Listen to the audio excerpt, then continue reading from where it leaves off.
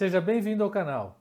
Este é o primeiro episódio da temporada Coreia do Sul, o 11º país da minha volta ao mundo de bicicleta, que já percorreu 61 países, 65 mil quilômetros desde novembro de 2013. No episódio de hoje, eu vou falar um pouquinho da moderna e tradicional Seul, a capital da Coreia do Sul, e vou trazer para vocês o que acontece do outro lado de uma grande viagem de bicicleta. Dificuldades de comunicação, imprevistos, informações erradas e conflitantes. Existe um outro lado de uma grande viagem de bike que geralmente não é comentado, mas que faz parte do dia a dia e exige muito trabalho, atenção, paciência e muita perspicácia.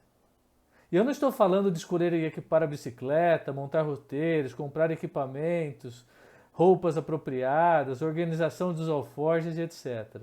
Para tudo isso, existe até manual. Veja o que aconteceu comigo na Coreia do Sul. E se alguém souber de um manual para esses imprevistos, por favor me avise. Eu já ligo meu radar antes mesmo de descer do avião toda vez que chego em um novo país. Ainda mais quando se trata de um país como a Coreia do Sul, com um alfabeto totalmente diferente do nosso, sem falar no idioma, é claro. Para mim, aqueles risquinhos chamados de ideogramas parece chinês. Ó, fui beber uma água aqui enquanto eu estava gravando, esqueci de apertar aqui ó, a boca da garrafinha e dei uma babada. Mas vai assim mesmo. Ó, foi tudo certo do lado de dentro do aeroporto. Eu passei pela imigração, achei minha bagagem sem maiores dificuldades e saí. É bom lembrar que brasileiros são isentos de visto para visitar a Coreia do Sul. Basta um passaporte válido por 6 meses, uma passagem de saída, que você vai receber seu carimbo no passaporte lá por 90 dias sem problemas. Eu cheguei em Seul perto das 6 da tarde, já escuro, com temperatura abaixo de zero. Meu plano era comprar um chip de uma operadora local e pegar um meio de transporte, de preferência o mais barato, até o centro da cidade, onde ficava lá o meu hostel. Geralmente eu monto minha bike no próprio aeroporto e saio pedalando. Mas acontece que já estava à noite, né, e era bem longe, e eu ainda não tinha o mapa da Coreia do Sul no meu GPS. Então achei mais prudente pegar um transporte público. Aí, como de praxe, né, eu fui até o centro de informações turísticas lá dentro do aeroporto para saber qual era o transporte público mais barato para ir para o centro da cidade. E a moça já falou lá, ó, com essa caixa aí é muito grande, você não vai conseguir colocar ela nem no ônibus nem na bicicleta. Mas eu falei assim, não, comigo mesmo, né? Eu falei, não, eu vou tentar, né? Não vou morrer com uma grana no táxi, não, porque eu já sabia que era bem caro. Aliás, sair de qualquer aeroporto de táxi é uma grana, né? Aí eu fui lá para a fila do ônibus e já na fila o cara falou, ó, com essa caixa aqui não rola. Aí na catraca do metrô o cara não deixou nem eu entrar, falou, ó, também essa caixa aqui não rola e não me restou outra opção. Vou ter que ir de táxi. A mulher já tinha me falado sobre um sistema de delivery, que eu podia mandar a caixa por um sistema de delivery e pegar o transporte público, mas aí não fazia cabimento, né? Porque aí tinha que pegar, pagar $95 que custava o delivery e ainda o transporte público, quer dizer, ia ficar caro. Eu falei, não queria deixar minha bicicleta, não queria sair do aeroporto sem minha bicicleta. E aí eu teria duas opções, na verdade uma opção, sair de lá de táxi. Mas existem dois tipos de táxi. O chamado de luxo, que custava 95 pratos, $95, e o táxi simples lá, que a corrida saía por 65. Eu arrumei um italiano lá que dividiu o táxi comigo, mas a ideia era pegar um táxi simples, né? Puxa, mas quem falou que a caixa cabia no porta-mala da bicicleta? Tem lá o combustível, o tanque de combustível, né, o tanque de gás, e a caixa não entrava e por um tantinho ela não coube no banco traseiro do táxi. E aí, cara, eu tentei, já estava pensando em tirar a bicicleta da caixa, colocar ali e tal. Aí veio um cara lá, um taxista que ficou meio comovido com a minha história, estava viajando de bicicleta, estava vindo de longe, ele tinha um táxi de luxo, ele falou assim, não, eu te levo pelo preço do táxi convencional mesmo. Aí não deu outra, né? Eu rachei com o italiano lá e, pum, nós fomos embora. O italiano foi lá apertadinho junto com a caixa, ele não quis ir na frente, mas valeu, né? Mas é uma grana sair do aeroporto, né? Nós pagamos lá $65. Tudo bem que era meio longe, a corrida sei lá, demorou uns 45 minutos, 50 minutos para chegar no aeroporto, um frio danado lá fora. Bom, acabou valendo a pena, né? Aí no outro dia fui tirar a bicicleta da caixa, para minha surpresa, pumba, 2 raios quebrados e o disco do freio torto, cara. Só de passar ali nas pastilhas ficava... Bom, fui buscar no Google lá uma bicicletaria no centro de Seul, só tinha uma que o Google dava 8 quilômetros de distância. Aí falei, bom, vou ter que ir, né? Mas você sabe que para entrar no avião você precisa murchar o pneu da bicicleta. O meu tava murcho, aí eu saí ali com os dois pneus na mão, buscando um lugar para enchê-lo. Cara, não tem placa de referência, né? Porque você não entende uma letra do alfabeto, certo? E como que você vai conversar com as pessoas, né? Eu acabei usando aquela velha e boa estratégia da mímica, mostrando o pneu furado e o gesto ali, ó, preciso encher e tal, e acabei ali, depois de uns 15 minutinhos achando um compressor de ar ali numa borracharia. Não, e é claro, né? Eu tenho bomba de encher pneu, mas quando eu fui usar, fazia muito tempo que eu não usava, né? Porque como não havia furado o pneu nenhuma vez, e sempre que era necessário encher o pneu, eu estava perto de um posto de gasolina, quer dizer, eu já via que, ó, vai estar precisando calibrar novamente. Eu ia num posto de gasolina, numa bicicletaria, eu não usava minha bombinha, mesmo porque minha bombinha não consegue dar pressão máxima manualmente, né? Então, quando eu fui usar lá para quebrar o galho, ela não funcionou. Ela estava com a vedação interna desrosqueada do parafuso ali e não funcionava. Só depois, uma bicicletaria lá, que um cara gente boa, um mecânico gente boa lá, conseguiu consertar ela para mim. Bom, com os pneus cheios, voltei para o albergue, montei a bicicleta de novo e saí lá buscando a bicicletaria. Mas quando eu cheguei na bicicletaria lá, cara, bicicletaria de fundo de quintal que vendia aquelas bicicletas padrão China, sabe? Não tinha raio do meu tamanho, não tinha medidor de corrente para ver se eu precisava, como é que estava a minha, não tinha tensionador para ver os raios, né?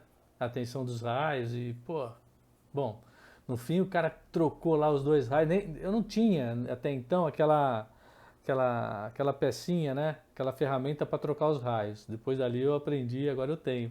Mas eu não tinha naquela época. Putz, aí o cara para colocar o raio lá ele entortou, não desmontou a roda, entortou todos os raios, tal. Foi nos deu nos acuda, mas eu consegui sair de lá de alguma forma, mas já sabendo que eu ia precisar ir em outra bicicletaria para dar uma desentortada melhor ali no disco, né? Porque o cara também me ajudou ali com umas ferramentas, mas que ficou raspando um pouquinho. E depois de uma outra bicicletaria, aí sim, um pouco mais profissional, eu consegui resolver esse problema do disco. O cara passou o meu raio ali numa maquininha também que deixou ele reto de novo e deixou a bicicleta redondinha, tranquila novamente. Mas deu um trabalho danado, tudo isso de um lado para o outro, procurando, imagina, né? Uma cidade enorme de 22 milhões de habitantes saindo de um lado para o outro no frio danado, tentando achar uma bicicletaria. Cara, pedalando, meu, naquele improviso danado e precisa muita paciência e bom humor para sair dessa. Nessa bicicletaria nova aí que eu fui, eu acabei conseguindo as pastilhas de freio, que a outra lá também nem isso tinha, né? Nem pastilha de freio tinha, né? Também consegui aferir minha corrente e acabei trocando a corrente lá, eu deixei a bicicleta certinha no ponto aí para viajar. Aí lá da bicicletaria, saí que nem um louco num frio danado, garoando um pouco, deixei a bicicleta lá no albergue e fui para a embaixada de Taiwan, porque eu havia deixado lá meu passaporte com a promessa de pegar nesse dia já com visto de entrada, né? Porque aí precisa pegar visto para Taiwan, mas eu vou falar disso na temporada Taiwan certinho, tá bom? Bom, cheguei lá, rapaz, o que aconteceu? Ninguém achava meu passaporte. Procura daqui, procura dali, eu tava com um comprovantezinho na mão, falou, não, pediram para eu passar aqui hoje, a partir da 1 hora da tarde. O cara falou, não, eu vi seu passaporte, é o único brasileiro, depois de muito tempo, que passa aqui, não sei o que aconteceu, e o cara procura, e o tempo vai indo, né, porque eu tava com o tempo limitado, porque eu queria visitar um outro ponto da cidade, e o cara não acha, de repente o cara veio lá com o passaporte na mão, tava dentro do paletó dele, e não sei por que estava lá, o paletó pendurado, ele deixou lá dentro, aí ele achou, mas aí eu já perdi um tempão. Saí de lá, fui correndo para Korea Airlines, para a agência da Korea Airlines, porque eu já havia reservado minhas passagens de entrada em Taiwan e saída, porque você precisa disso lá também, né? Mas não sei por que cargas d'água, a mulher falou que tinha que comprar, não podia comprar junto, tinha que comprar com duas ações ali de cartão de crédito. Pô, passei o primeiro, deu tudo certinho, passagem de entrada ou de saída da Coreia, de entrada em Taiwan, tudo certo. Aí fui pegar de saída de Taiwan, pumba, não passou no meu cartão de crédito. Rapaz. Acabei tentando passar o cartão 2, 3, 4 vezes, cheguei em casa, olhei o e-mail lá, o que tinha acontecido? Cartão bloqueado. Aí a correria para você achar o número que você pode ligar a cobrar da Coreia do Sul para a operadora do seu cartão de crédito. Putz, eu pedi ajuda lá na recepção e o cara falava com a operadora, né, local ali para descobrir. Aí, enfim, descobri o número, consegui falar, tudo certo. Ó, pô, então vamos lá, vamos fazer o procedimento. Só que a mulher falou assim: não, mas você precisa usar o seu número que está aqui no cadastro. Pô, o número do meu celular que estava no cadastro eu já tinha abandonado há mais de um ano, né, que eu já estava viajando. Eu não estava mais com o chip que eu tinha antigamente. Pô, fui dormir não, né? Nem dormi direito, porque eu estava preocupado, porque meu cartão de crédito estava sem funcionar, num país onde eu não falava a língua, não sabia nem ler as placas e, né, aqueles risquinhos, nada. Cara, não consegui dormir aquela noite. Bom, aí depois de conectar aqui o Brasil, meus pais, né, meu pai principalmente, minha irmã, de alguma forma contactei a gerente do meu banco, puxa, depois de 2 dias solucionou esse problema, mas ó, tirou o sono, cara, tirou o sono. Foi a primeira vez que tinha acontecido algo assim com o meu cartão. Depois aconteceu algumas outras vezes, eu acabei solucionando com mais facilidade. Mas, nossa, foi tenso o bagulho. Bom, aí voltei lá na Korea Airlines, consegui comprar minha passagem que estava faltando e finalmente comecei a visitar a cidade com mais tranquilidade. Eu já tinha ido visitar um ou outro lugar, mas assim, sempre com uma coisa para resolver, né? Então é isso, né? Isso é um outro lado de uma viagem de bicicleta que as pessoas não têm tempo de falar muito, né? Mas é sempre uma dificuldade, os procedimentos de visto, o estresse e as surpresas que uma viagem que a bicicleta faz dentro da caixa pode nos trazer, tem que solucionar tudo isso, né? Cartão de crédito que bloqueia.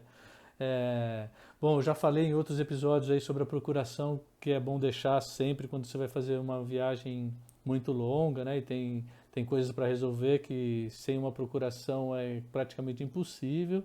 Enfim, o outro lado de uma grande viagem de bicicleta que pouca gente fala por aí, eu deixo aí um pouquinho da minha experiência para você ter noção de tudo isso. Não pensar que é uma viagem igual se faz dentro do território nacional. Pô, não é assim, né? Você precisa estar muito preparado e tem que ter muita perspicácia até para tentar prever as dificuldades que você pode encontrar cada vez que você chega num novo país.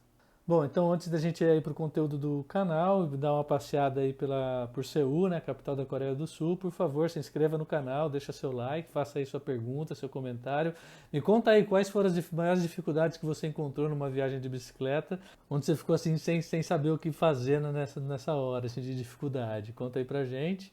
E se você acha a minha viagem legal pra caramba, considere ser um apoiador do projeto da China para Casa Bye Bye, que é através de um financiamento coletivo mensal pelo site do Apoia-se. Esse financiamento coletivo ele é responsável não só pelo conteúdo do canal, mas também pela própria viagem. Você pode doar lá qualquer valorzinho pequenininho, né, bem pouquinho mesmo, já vai fazer a diferença para mim. As recompensas começam a partir de R$ 8,00 por mês. Vou deixar o link aqui, né, caso você queira saber um pouco mais sobre isso. Vamos lá conferir um pouquinho de Seul então.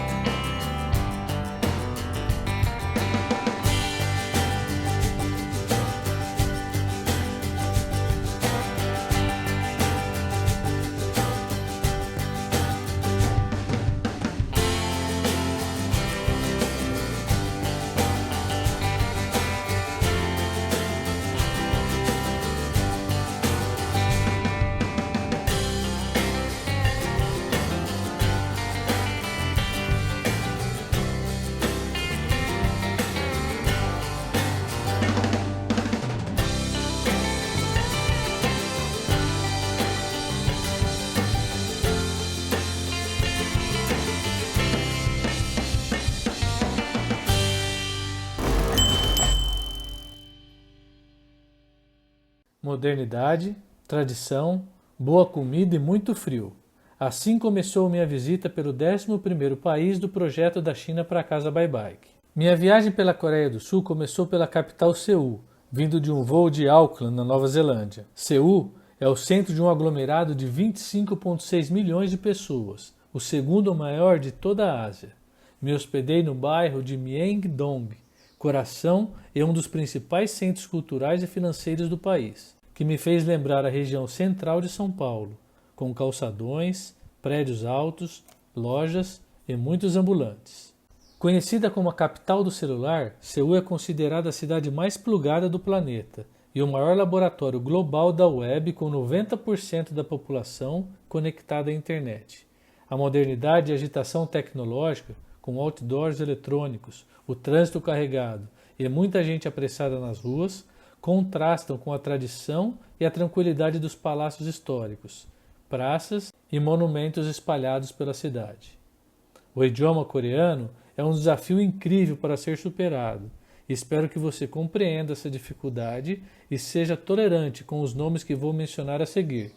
Estou lendo, mesmo assim, a pronunciação é bem difícil. Os principais palácios da capital são o Jeongbokgung, Deoksugang, Changdeokgang e o Changjeonggang, todos com uma arquitetura muito similar. O primeiro, erguido em 1395, é o mais importante, sede do Museu Nacional do Palácio, com artefatos dos reis coreanos. O castelo foi sede do Império Coreano por 2 séculos, até ser devastado em 1592 pelos japoneses. O Changdeokgung é de 1405 e foi sede da realeza entre 1618 e 1896. É o segundo palácio mais importante da cidade e conhecido pelo seu tranquilo jardim secreto. Originalmente erguido em 1104 para servir de palácio de verão, o Changjeonggung se tornou um dos principais palácios de Seul durante a dinastia Joseon, a última dinastia da história coreana, fundada em 1392, que durou até 1897. O mais antigo dos palácios de Seul foi moradia do último imperador coreano Sunjong, até 1910, quando novamente o país foi dominado pelos japoneses e a monarquia foi extinta oficialmente do país. O Deoksugung foi erguido no século XV. Ele fica em frente à prefeitura de Seul e exibe, além de uma arquitetura interessante influenciada por alguns elementos ocidentais, a famosa troca da guarda real, que acontece 3 vezes ao dia, 11, 14 e 15h30. O combo para conhecer os 4 palácios sai por 900 won, cerca de $9.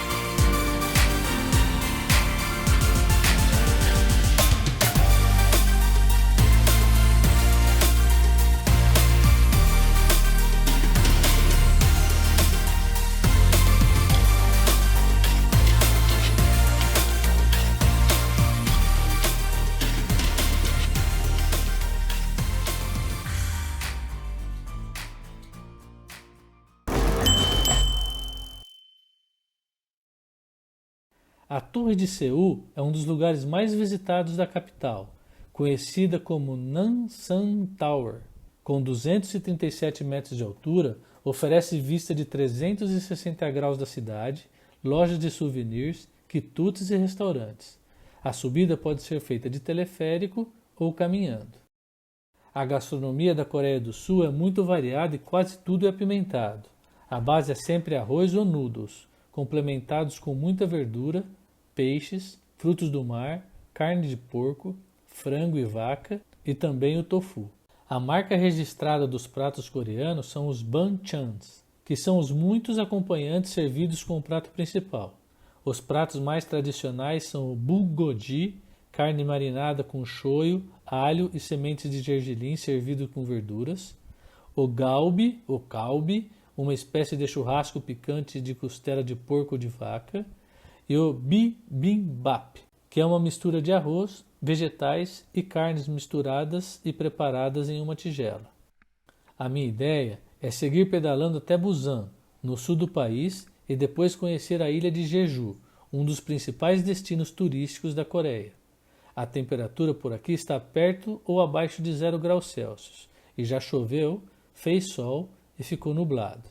Nos próximos episódios, vou falar da boa hospitalidade local, da incrível estrutura do sistema cicloviário que fez da Coreia do Sul um dos meus países prediletos quando se fala em viajar de bicicleta, de como encontrei a solução para enfrentar as noites geladas do inverno sul-coreano e muito mais.